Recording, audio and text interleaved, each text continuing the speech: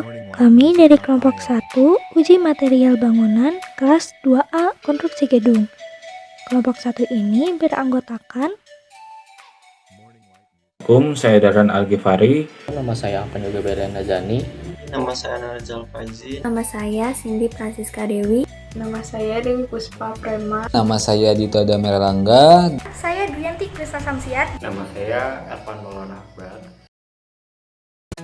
Nah, sekarang kita akan memasuki uji hammer, uji angka pantul beton keras. Secara umum, hammer digunakan untuk memberi indikasi rata-rata saja dari kekuatan tekan beton yang bersangkutan, apakah cukup baik atau tidak memenuhi syarat. Untuk itu harus dilakukan kesepakatan bersama antara pihak yang bersangkutan. Salah satu cara yang umum dilakukan untuk mengetahui sisa kekuatan tekan beton yang tidak merusak adalah dengan menggunakan alat peluru beton. Alat penguji ini dikenal dengan nama hammer test. Yang pertama, sangat mudah dilakukan di lapangan. Kedua, alatnya sangat ringan dan dapat dipakai berulang-ulang. Kemudian dapat dilakukan dengan cepat. Lalu hanya memberikan indikasi pada permukaan beton sehingga terbatas cakupannya. Lalu cara pemakaian alat harus mengikuti aturan yang berlaku seperti cara pemukulannya, perawatan, dan penerapannya. Kemudian beton yang diuji harus dalam keadaan kering udara. Lalu tempat titik yang akan dipukul harus rata dan tidak terkena butir agregat kasar, rongga atau pada tulang. Berdasarkan Peraturan Beton Indonesia tahun 1971, konstruksi atau beton yang diuji dengan menggunakan alat hammer test ini dianggap memenuhi syarat bila hasil perhitungan mencapai angka minimum 80% dari kuat tekan karakteristik yang direncanakan. Untuk sistem kerja hammer test ini sendiri jadi suatu massa baja yang diberi muatan energi kinetik melalui sistem tekanan dengan cara menekan sebuah tora atau plunger secara perlahan-lahan atau sedikit demi sedikit pada permukaan beton. Lalu, setelah mencapai batas tertentu, massa baja tersebut dilepas atau dipukulkan pada permukaan beton sehingga toraks sebagai pemukul tertekan pada permukaan beton. Akibat pukulan tersebut, maka massa baja tersebut akan memantul kembali. Besarnya pantulan inilah yang menjadi suatu ukuran dari kekerasan permukaan beton yang sedang diuji, yang ditunjukkan oleh sebuah jarum penunjuk yang dapat bergerak pada sebuah skala linier.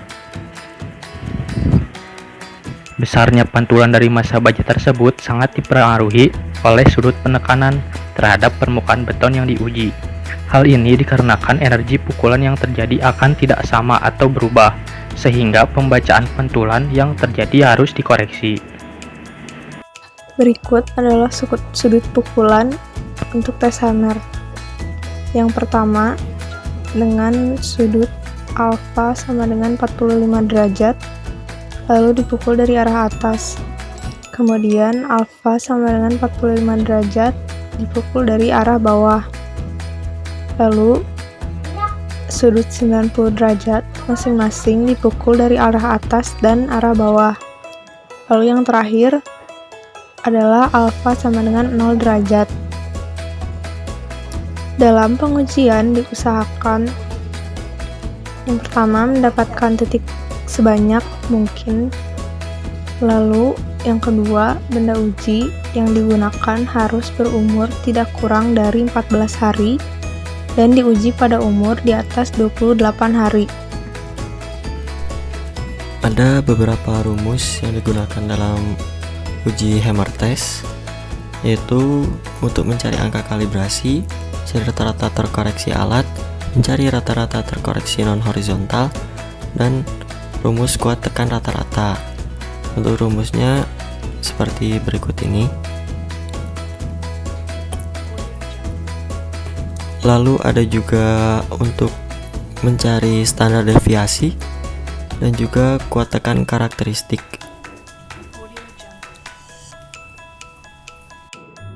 Selanjutnya, saya di sini akan menjelaskan mengenai alat pengujian dan bahan untuk uji praktikum kali ini. Yang pertama ada hammer test. Hammer test berguna untuk mengkonversi nilai kekerasan terhadap kuat tekan beton. Yang kedua ada alat kalibrasi. di mana berguna untuk mencari nilai angka koreksi. Yang ketiga ada kapur, di mana yang berguna untuk memberi tanda pada benda uji. Yang keempat ada mistar, yang berguna untuk mengukur jarak tiap titik yang akan diuji. Selanjutnya di sini ada bahan pengujian, yaitu struktur kolom beton. Untuk metode pengujian selanjutnya, yaitu persiapkan alat dan bahan. Lalu, lakukan kalibrasi terlebih dahulu pada alat hammer test dengan cara yang pertama, pukulkan alat hammer test pada anvil. Seperti pada gambar, alat hammer test dipukulkan sampai ke dasar anvil. Lalu, yang kedua yaitu catat besar pukulan atau ribbon atau R. Seperti pada gambar, nanti akan muncul angka yang dimana angka tersebut merupakan nilai besar pukulan. Lalu yang ketiga, lakukan langkah 1 dan 2 sebanyak 10 kali. Lalu yang keempat, hitung rata-rata angka kalibrasi yang mempunyai nilai 80 dengan toleransi kurang lebih 2. Metode pengujian selanjutnya yaitu setelah alat dikalibrasi, tentukan atau pilih beberapa titik atau N pada permukaan beton atau selasar yang akan diuji, yaitu dengan membuat kotak dengan jarak antar titik tidak boleh kurang dari 2,5 cm. Hal ini dilakukan sebanyak 16 kali pukulan atau kepada 16 titik pada satu lokasi bidang. Metode pengujian selanjutnya yaitu pukulkan ujung alat pada permukaan titik uji dengan posisi tegak lurus bidang uji. Di sini kami hanya mengambil sebagai contoh kepada 4 titik. Yang pertama ada titik 1, secara perlahan-lahan tekan alat dengan arah tegak lurus bidang uji. Yang selanjutnya lakukan hal yang sama pada titik 5. Dan selanjutnya lakukan hal yang sama pada titik 9. Dan sebagai contoh yang terakhir lakukan hal yang sama pada titik 13. Sebenarnya penekanan alat uji hammer test ini dilakukan kepada 16 titik. Tapi di sini kami hanya mengambil sebagai contoh kepada 4 titik. Dan jangan lupa penekanan uji hammer test ini di setiap titiknya jangan lupa pada akhirnya itu dikunci alatnya dan dibaca nilai ribbonnya dari masing-masing titik uji tersebut sebanyak 16. Dari angka-angka skala tersebut diambil nilai rata-rata atau R dengan catatan apabila pada suatu titik atau bidang uji dilakukan beberapa kali pukulan, maka nilai pembacaan skala yang diperoleh sejauh mungkin seragam atau mendekati sama. Jika salah satu pukulan menghasilkan nilai atau skala yang berselisih kurang lebih 6 terhadap nilai rata-rata, maka pukulan yang bersangkutan harus diulang pada titik pukulan di dekatnya atau dibuang atau tidak dipakai.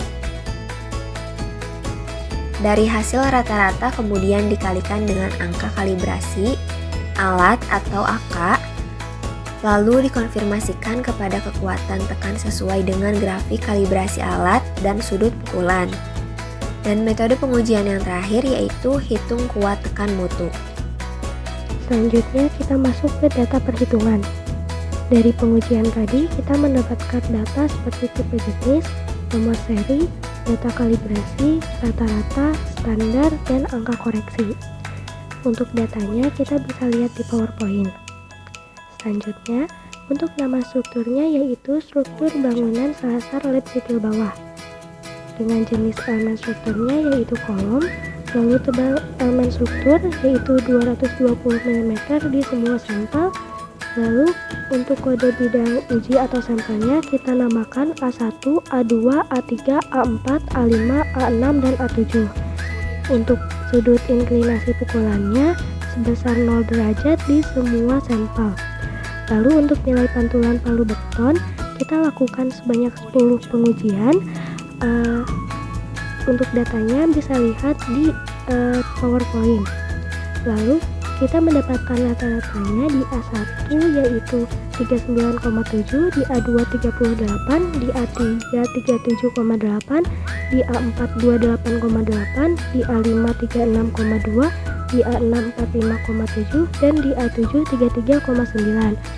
Lalu kita juga mendapatkan rata-rata terkoreksi alat sebesar di A1 44,859, di A2 42,938, di A3 42,712, di A4 32,542, di A5 40,904, di A6 51,638, dan di A7 38,305. Dengan koreksi non horizontalnya sebesar 0 di semua sampel. Lalu R rata-rata terkoreksinya di A1 44,859, di A2 42,938, di A3 42,712, di A4 32,542, A5 49,04, di A6 51,638, dan di A7 38,305. Nah, selanjutnya kita juga mendapatkan nilai tekan individu dan nilai tekan rata-ratanya. Untuk pengujian ini kita lakukan sebanyak 16 kali pengujian. Untuk datanya kita bisa lihat di PowerPoint. Nah, dari data pengujian yang kita dapatkan, kita mendapatkan jumlah tekan individunya sebesar 8902,76 dan nilai tekan rata-ratanya 397470,709. Untuk menghitung angka kalibrasi, rumusnya sudah disebutkan sebelumnya, yakni AK sama dengan 80 per rata-rata data kalibrasi, dengan rata-rata kalibrasi sama dengan sigma R per N. Pertama yang dicari adalah data kalibrasi rata-rata, itu sigma R per N sama dengan 70 tambah 68 tambah 69 ditambah 67 ditambah 71 ditambah 73 ditambah 65 ditambah 72 ditambah 78 ditambah 75 per 10, hasilnya adalah 70,8. Yang berikutnya, AK sama dengan 80 per rata-rata data kalibrasi sama dengan 80 per 70,8, hasilnya 1,12991. Kemudian untuk menghitung R rata-rata kalibrasi, yaitu menggunakan rumus sigma dari R rata-rata kalibrasi dibagi dengan jumlah benda uji. Kemudian untuk perhitungan rata-rata kalibrasinya, kita pakai di A1 dengan menjumlahkan seluruh nilai rata-ratanya dibagi dengan benda uji yang berjumlah 10 yang hasilnya adalah 39,7. Kemudian lakukan cara yang sama untuk seterusnya. Untuk menghitung rata-rata terkoreksi alat, digunakan rumus R rata-rata dikali angka kalibrasi. Contohnya, untuk yang A1, R rata-ratanya menggunakan 39,7 dikali angka kalibrasi 1,1299, didapat hasil 44,859. Begitu pula seterusnya. Untuk yang A2, mendapatkan hasil 42,938, untuk A3 42,712, untuk A4 32,542, untuk A5 40,904, untuk A6 51,638, dan untuk A7 38,305. Menghitung rata-rata terkoreksi non-horizontal. Karena sudut pukulan yang dibentuk adalah 0 derajat, maka tidak ada koreksi akibat sudut. Maka dari itu, untuk menghitung rata-rata terkoreksi non-horizontalnya adalah 0 ditambahkan dengan rata-rata terkoreksi alat. Untuk contohnya adalah pada A1, rata-rata terkoreksi non-horizontalnya adalah 0 ditambahkan dengan 44,859 sama dengan 44,859, dan berlaku untuk selanjutnya.